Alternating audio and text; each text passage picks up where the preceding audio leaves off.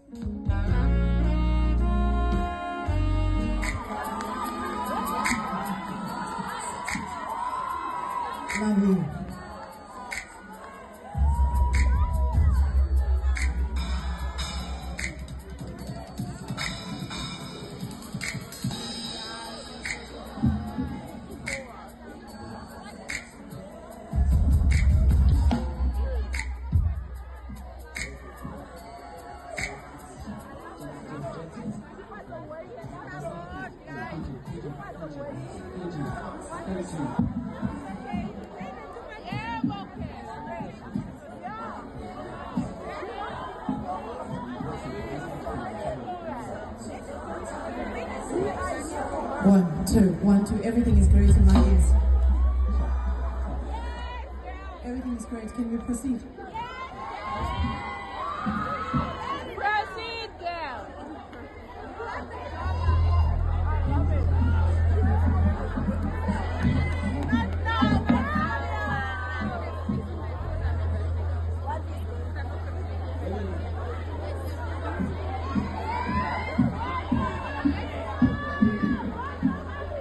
Come on, Kelly.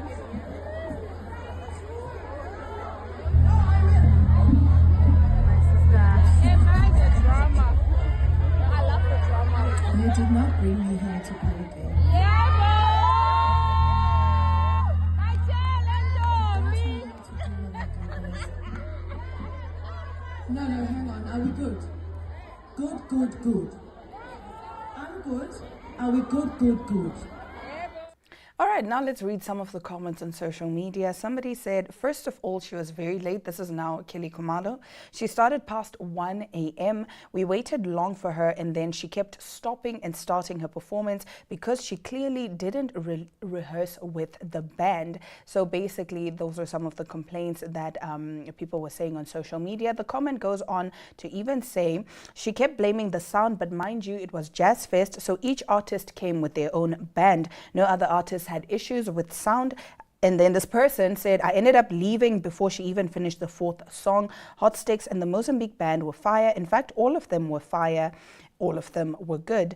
Esme Songbird said, my heart is in pieces. Despite all the excitement and preparation, the Windhoek Jazz Festival didn't unfold as expected. My slot was delayed until 1:45 a.m. Imagine. I decided to share my moment with Bongani Saul because I cared about the safety of our fans who remained till late, and I was worried that by the time I would finish, it was going to be around 3.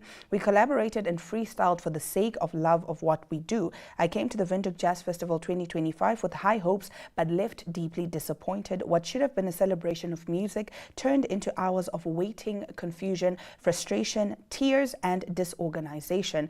Esme Songbird goes on to say to the city of Windhoek and the organizers and others, this isn't hate, it's the truth. Artists deserve better. Respect our time, our craft, and our contributions. Namibia has incredible talent, but it can't grow if we keep being mistreated. Still, I remain thankful for everyone who came out, stayed late, and showed love. Your energy carried me through. I am still recovering and will come back soon. So those were some of the comments on social media. If you attended the Jazz Festival and you perhaps have a different perspective, please do let us know how your experience was at the 2025 Windhoek Jazz Festival. On that note, we will be right back right after this short break as we get into some of our top stories. Oh, that's real good.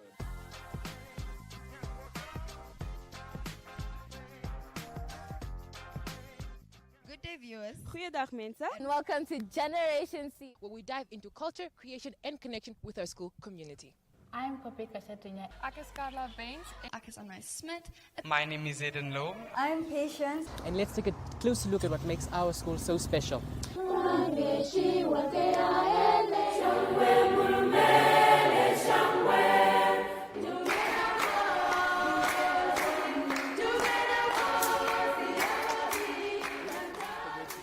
Out on a one-pager in the Republican, the Namibian Sun, and AZ. And My Zone Socials on channel 285 on DSTV and channel 25 on GoTV.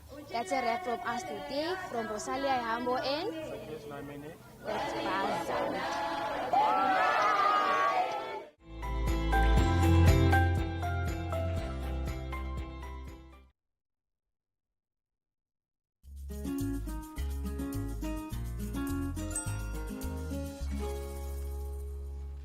Headlining our top stories today, a Chinese gym has recently launched a controversial weight loss challenge, offering a luxury car as a reward to anyone who successfully loses 50 kgs in 3 months. While the promotion has garnered significant online interest, it has also raised serious concerns among health experts regarding the dangers of extreme weight loss in a short time frame. On October 23rd, a fitness training center in Binzhou, Shandong Province, northern China, announced the bold weight loss challenge online, which quickly attracted major attention. attention.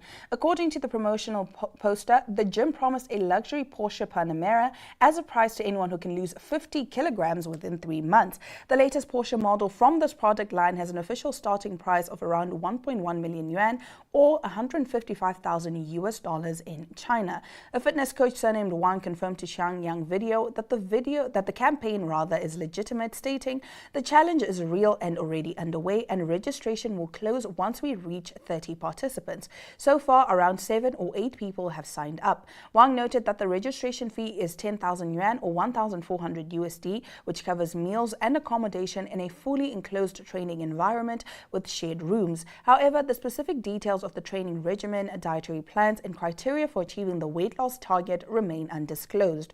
Wang also mentioned that the Porsche being offered belongs to the gym owner and is a used 2020 model that he has driven for several years, not a new car. Now, the extreme weight loss campaign has sparked medical concerns. A medical influencer known as Dr. Zeng, who performed the hernia surgery with nearly 3.5 million followers on Weibo, warned about the dangers of such rapid weight loss and emphasized the potential health risks associated with losing weight at that speed. Losing 0.5 kilograms per day is far too fast, he cautioned. Unless someone is severely overweight, this pace leads to muscle loss rather than fat reduction, which can cause hormonal imbalances, hair loss, and even amenorrhea in women. A safer target is losing around 0.5 kgs per week. Another expert, Pu Yansong, a gastrointestinal surgeon at Shaanxi Provincial People's Hospital, also cautioned losing weight at such a rapid pace can strain our organs and may even be life-threatening.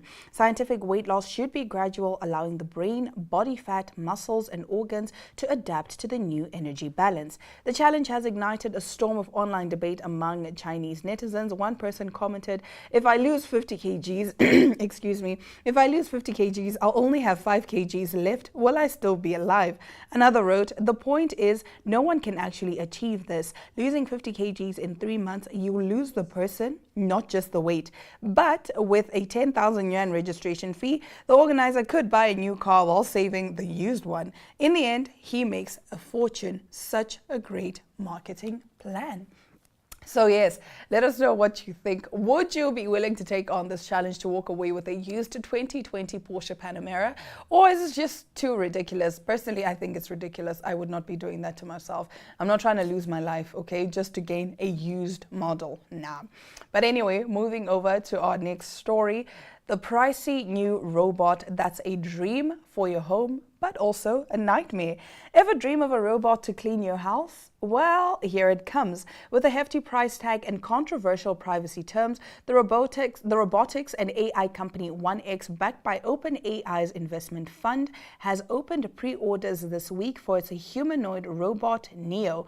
The robot, designed to handle everyday household chores, promises to free users from the burden of cleaning and organizing.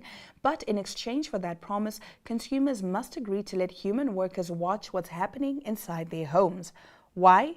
Because much like Tesla's robot, which impressed audiences at the company's event until it was revealed to be remotely controlled by employees, Neo isn't exactly autonomous in practice. Standing at about 1.68 meters tall and weighing 30 kilograms, Neo was designed with a soft fabric-like appearance, unlike the tough industrial look of most robots. It's intended to perform basic tasks autonomously, such as opening doors, fetching objects, and turning lights on or off, according to reports in US and European media.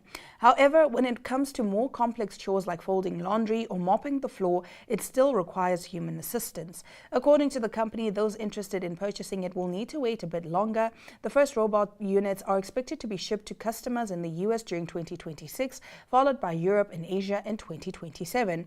The published details reveal the fine print of this supposed revolution. 1X CEO's Bent Bonich openly admitted in an interview with the Wall Street Journal that the robot's neural network is still in its learning phase.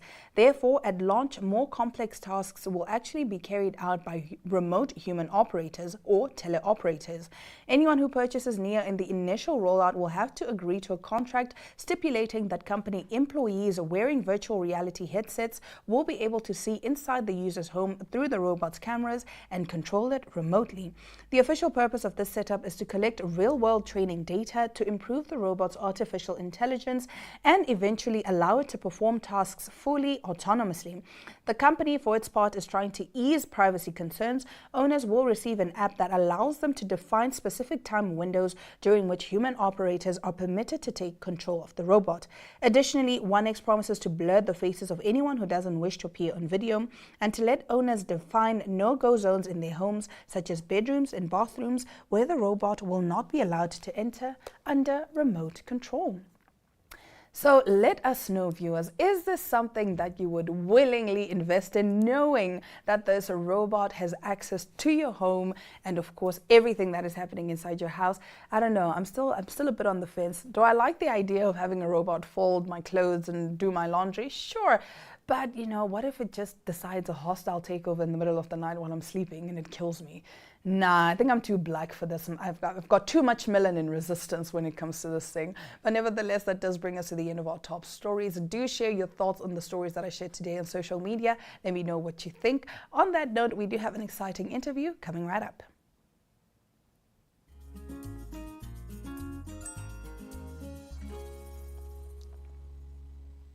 We are getting ready for the Restoration concert, and this year it's set to be bigger and better, with international singer Sinach headlining this year's concert along with other phenomenal local vocalists. Today we are joined by Dr. Nangula Mbako, who will be giving us all the details about the upcoming Restoration concert. Good morning and welcome to Smell the Coffee. Good morning. I'm so happy to be here. We're happy to have you here. Getting right into our interview, for those who do not know, what does that Restoration concert represent and what is it all about? Amazing. Now, as you know, the Restoration concert is an initiative by the project Never Walk Alone. And the project basically puts shoes on barefooted Namibian children and focusing on Namibian-based made shoes, which is quite amazing. It's all about restoration, restoring that dignity. And so far we've put shoes on over 12,600 children's feet. And the Restoration concert is basically about restoring hope, restoring dignity, and just restoration. I love that, restoring hope, restoring dignity. Yeah. I understand that the first one took place in 2023. What have you learned from the first event and how has the event improved over the years so far? So the first year we brought Joyous Celebration. That was our headlining artist, and we had local artists as well. The second one we had Janet Johnson, and we had amazing people from South Africa, from Zimbabwe. But this year we're bringing Sinach, and she's a global artist. We also have Xoli from South Africa, and over 15 local artists. So we have an amazing lineup, and I'm sure people have seen the posters and just videos circulating. It's something to definitely look out for. In terms of what we've learned, we're going bigger. We're definitely going bigger and better. We're going all the way when it comes to logistics, our partnerships. We're speaking to City of Windhoek to make sure that we have buses available to get people safely to the concert and back home. So I love that. I mean, okay. So this is definitely an event that I should not miss at all. Now, you did touch on the artists. Let's get a little bit more in depth. How many artists are expected to perform at this year's lineup? We have over 15, yes.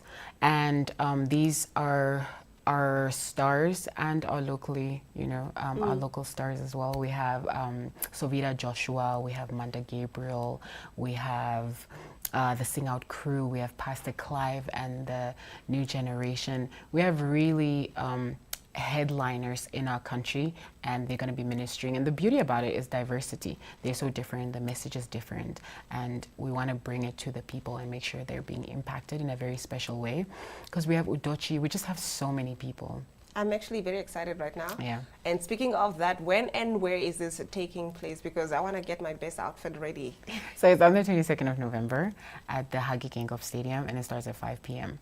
Our artists all have tickets, so if one knows an artist or you want to reach out to an artist, they all have tickets. But tickets are available at Web Tickets, Namibia, and at every model outlet, formerly known as Pick n Pay.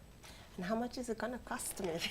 Okay, a general ticket is $100. So it's very affordable. That's very, yeah, because I was a little bit worried. I was like, how much would this cost me? Yes, and we also have like the Golden Circle, which is $300 and so forth.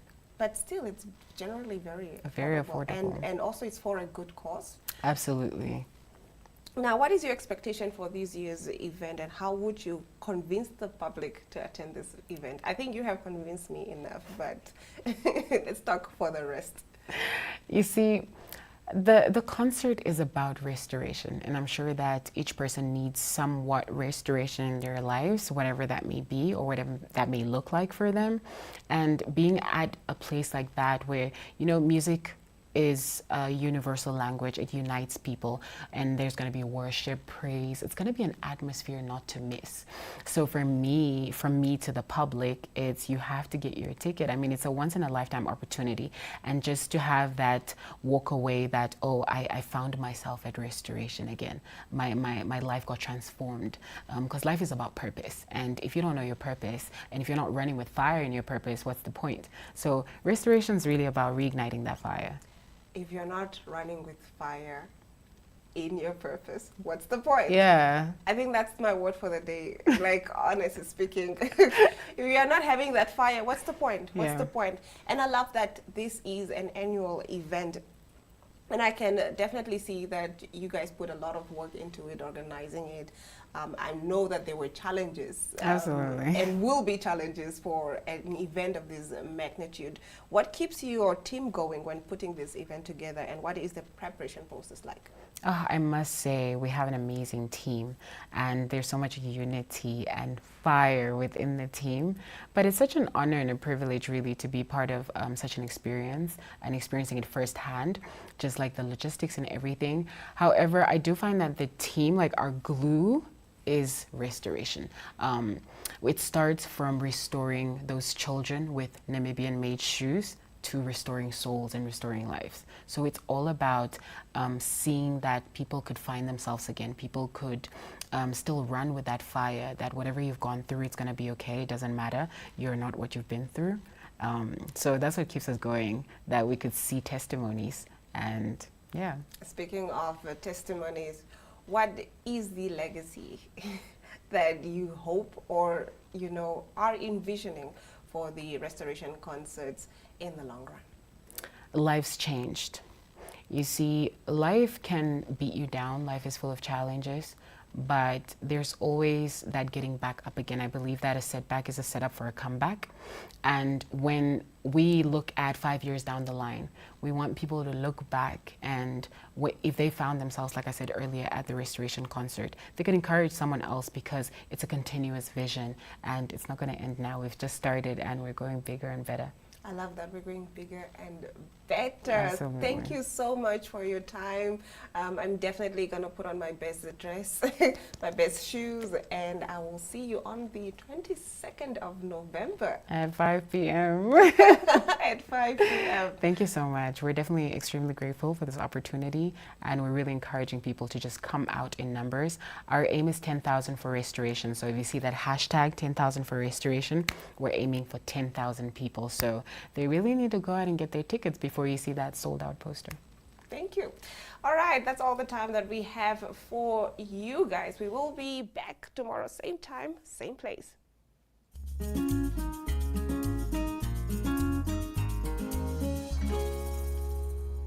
And that's all the time we have for you today. Thank you so much for joining me, Diana Master, on today's episode of Smell the Coffee. I'll catch you again tomorrow, same time, same place.